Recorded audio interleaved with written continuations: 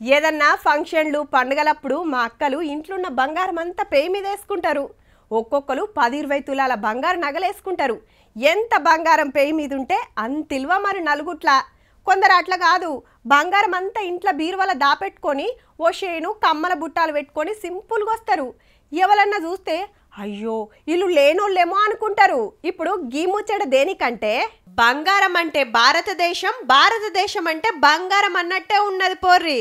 Rate దినమింత రువ్వడు చూపించుకుంటా 1,30,000 దాటినా కొనుడైతే ఆప్తలేరు. మరి ఇండ్లల్లా నగలు, నాణేలు, కడ్డీలు, బిస్కోట్లు, బొస్కోట్లు కలిపి ఎంతున్నదంటే 34,600 టన్నులు, అంటే 342 లక్షల కోట్ల రూపాయల మాలు.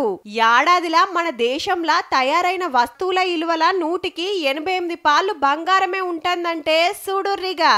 మీకెట్లేరుక? మీరేమన్నా ఇండ్లలకు జోరి చూసిండ్రా అనేరు. బంగారం కొనుడు అమ్ముడు గురించి బగ్గ ఎరుకున్న ఓ సంఘం లెక్కగట్టి చెప్పిన ముచ్చట ఇది. నగలు నక్లెస్లు అయితే రాళ్లున్నాయి అంటారు, తరుగు తీస్తారు, తయారు చేసినందుకు ఛార్జీ చేస్తారాయే. అట్లా కాకుండా బిస్కోట్లు, కడ్డీలు కొనుక్కొని పెట్టుబడి కింద పెడుతుర్రు మంచిగా. నిరుడు 100కి 60 రూపాయల లాభాల పంట వండించిందటుల్లా. గందుకే నగల తెరువు పోకుండా కడ్డీలను కాయి చేస్తుర్రట. రేపు రేటు ఇంకింత పెరిగే కోపున్నది కాబట్టి అక్కెర్రాని వాటి మీద పెట్టుబడి పెట్టే కంటే బంగారం కొనాలన్నదే బంగారం అసంటి ఆలోచన అంటాన్రు. చూడుర్రి మరి.